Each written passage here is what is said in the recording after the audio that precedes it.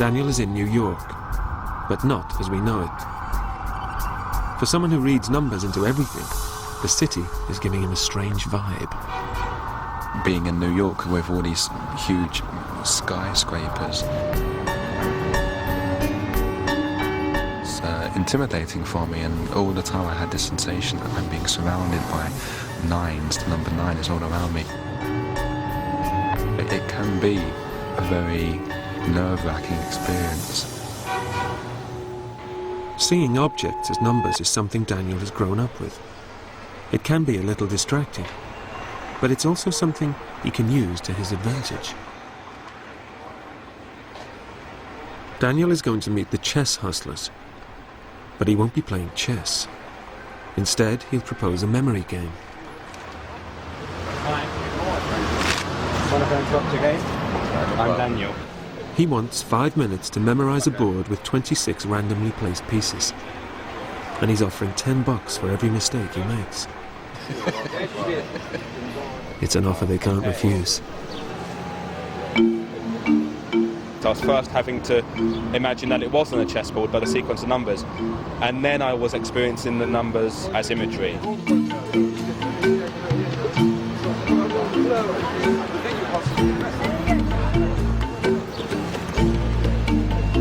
Time's up, and the heat is on.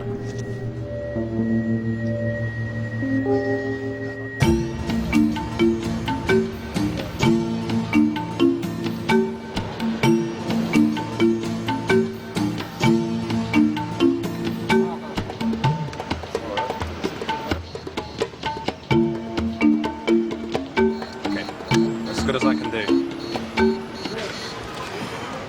C6, D5.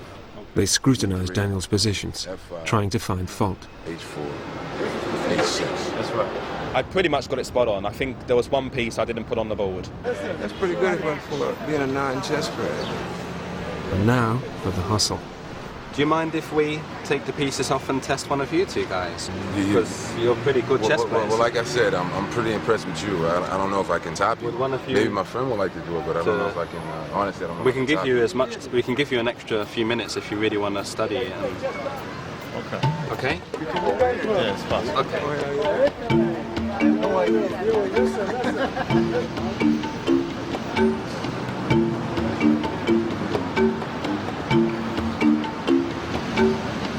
The other guy, the chess hustler, I take my hat off to him. He was game. He went for it. He did it.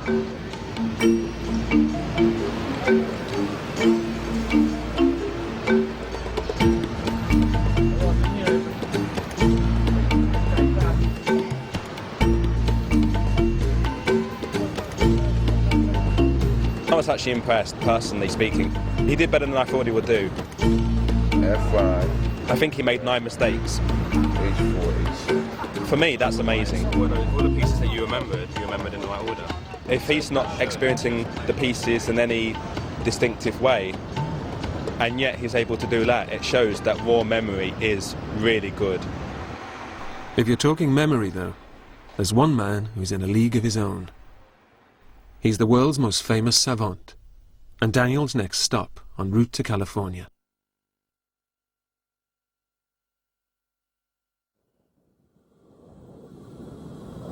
Daniel's next stop is the one he's been savouring.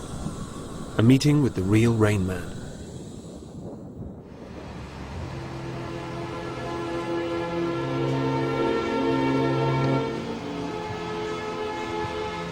I'm looking forward to meeting Kim Peek because he's meant to be amazing.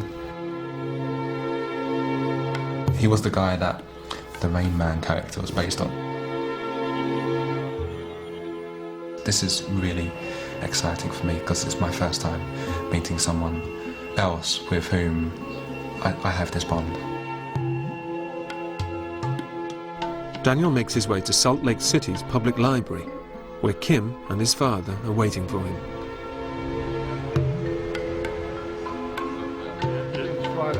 Hello. Nice to meet you too.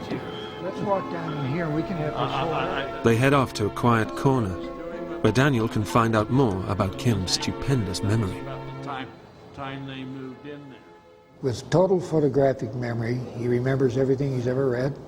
He can tell you every city in the United States, its highways and its area codes and its zip codes and its television stations and its counties and when it was made a state, the history of any country, all the rulers and when they served, presidents of this country, when they were born, their wives, their families, all of NASA's accomplishments, when they went up, when they came down, what they're doing. He can talk to you about the Bible, he can quote scriptures, he can tell you anything about it you want to ask him about. It seems like everything he reads, he maintains. At 9 months, the neuropsychiatrist said he's severely mentally retarded. He will never be able to learn. You should put him in an institution, forget about him. But Kim was reading encyclopedias by aged 4 and had finished the high school curriculum by 14. Goodbye, old pain. I'm a leaving Cheyenne. You know that? How fast can he read? He reads a page that you and I would read in 3 minutes approximately. It takes him about 8 to 10 seconds. He reads the left page of the left eye, right page of the right eye, and remembers about 98% of it. We'll go back through here.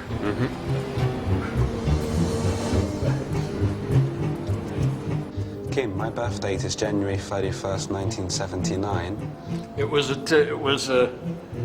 a Wednesday, and this year it's a Saturday. We turned 2044 on a Sunday.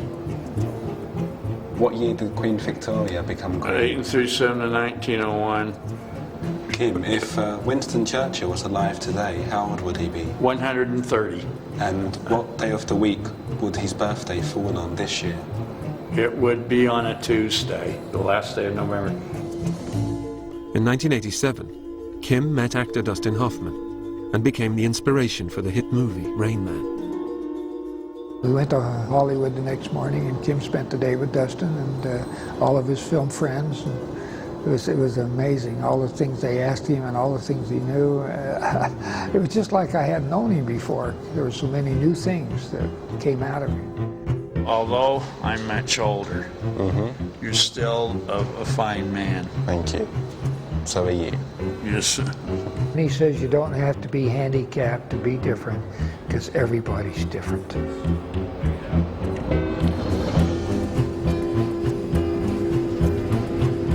There were all sorts of associations bubbling over in his mind. No wonder you look like Mary Ruth Haslam. It was almost as if he had too much information and he couldn't get it out quickly enough. His parting words to me were, we looked into each other's eyes and he said, one day you'll be as great as I am. And that was a wonderful compliment, and what an aspiration to have.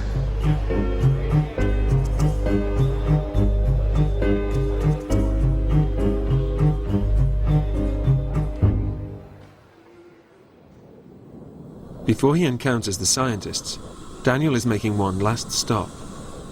Inspired by Rain Man, he's in Las Vegas to see if he can use his amazing memory to beat the house.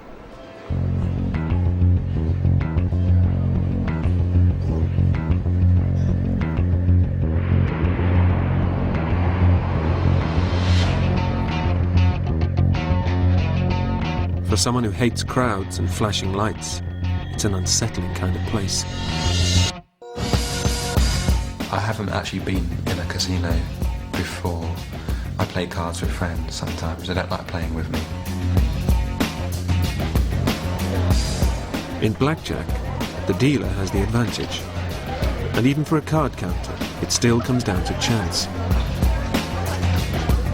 It was actually really hard to concentrate because the bright lights, the noise, the atmosphere, a strange mixture of tension and excitement, all in one. Daniel is playing 2 rounds with 8 decks each. That's over 400 cards to keep track of at once.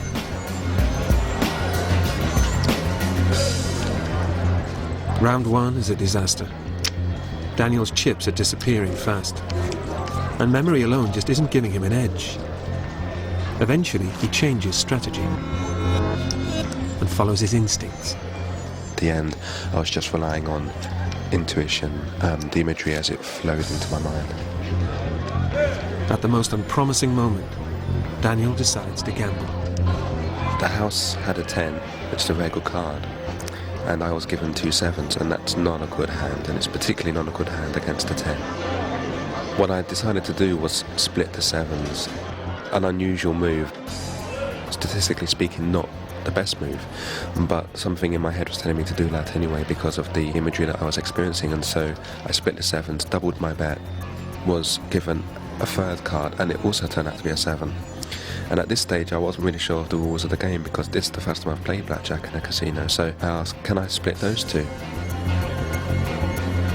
And she's surprised, but she says, sure, if you want to. So she splits those, and so I now have 3 hands at one time against a 10. And the people behind me are tutting, and they're saying, what is he doing? He's playing 3 hands against a 10. He's splitting 7s against a 10. He's crazy. And then she draws the remaining cards for each 7.